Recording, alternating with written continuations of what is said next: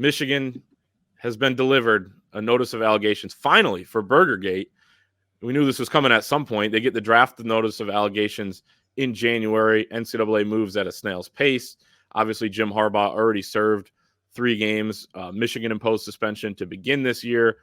This is separate from the quote-unquote sign stealing type of stuff, but now Michigan has 90 days to respond, 60 days for the NCAA to reply after that, and then however many days different appeals take and whatever.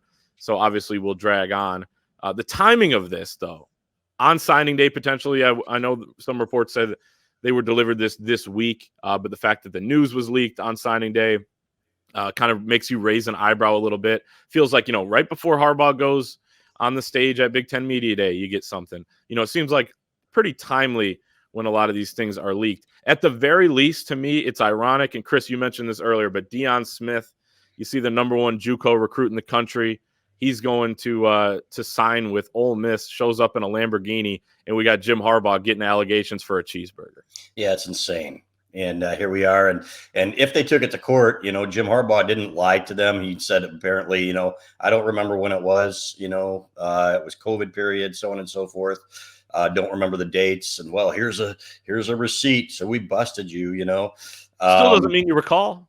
It's exactly. There are a few things involved in that too. If it were to come up again, as far as dates go, we've heard that that the brown jug might not have even been open that day.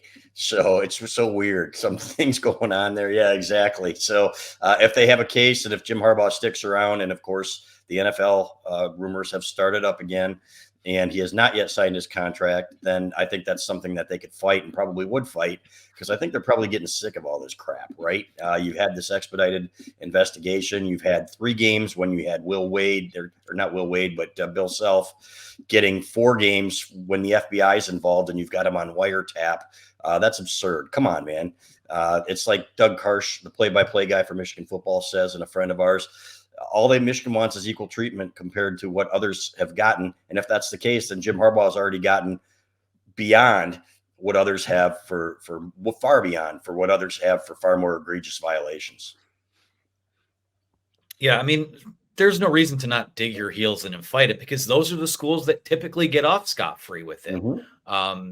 And again, if Michigan broke rules or did something wrong, same deal with the sign stealing.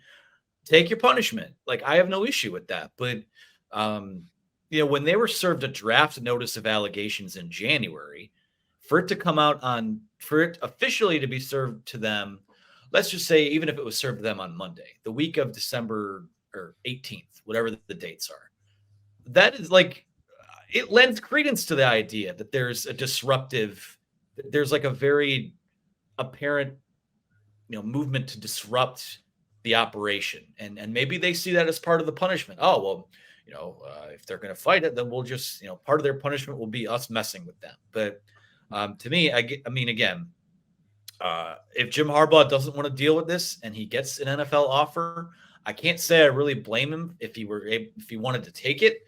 It is kind of piling on. At the same time, again, it's just with his comments that he's had about revenue sharing and the state of college sports, for whatever reason, he has turned into a lightning rod on this, and we're not seeing a whole lot of other coaches come out and back him up. And I think that's maybe part of the reason why, is because they see what the NCAA is kind of doing to Jim Harbaugh and Michigan football. So again, not going to sit here and like, this isn't new news. It's not new drama. We knew a notice of allegations would eventually be served, but that it came now, which could kick off another long and arduous process, is at the very least, I'm not like a conspiracy guy, but it does raise a few eyebrows for sure. Yeah, and Joel Klatt said it, several weeks ago, I think with Colin Cowherd, basically talking about how it does feel like the NCAA has this vendetta that we've talked about for a while, and a lot of it has to do with Jim Harbaugh calling for revenue sharing with the players. I will give, whether you agree with it or not, I'm not even honestly too sure where I stand on it at this point, not knowing everything that would go into it. But Chip Kelly, you got to give him credit too for coming out and basically saying what Jim Harbaugh was saying. And he was talking even more specifics with, getting rid of conferences and, maybe going different divisions along with Group of 5. I mean, you got to give him credit if you're seeing what's happening to Jim Harbaugh. You don't want that to happen to you if you're Chip Kelly. We're sitting here too, the sign stealing stuff. nothing new. It seems like lately. It's also just comedically been 45 days since the NCAA opened up an investigation on who the hell was on the sideline at Central Michigan, or the Central Michigan sideline. 45 days to find out who a guy is, and they haven't been able to do it. I mean, it's pretty impressive at this point how bad the NCAA is at this stuff. His name is Julio Iglesias. Now, that's from an old movie. And maybe Anthony will get it. So I don't play won't, but Anthony's the old soul. So you guys can look it up. That's fine. It's from The Firm. When they're asking a private investigator who he is, he's got a gun to him, and boom. So anyway, that cracked me up with my movie knowledge. So no, I don't know that they'll ever find out, guys. That's fascinating and fun to me. I think it's great, and we have a pretty good idea who it was. It was some hypothetically, guy, yeah, Tanner Scallions, I think his name was. It was certainly doesn't mean it was Connor Stallions.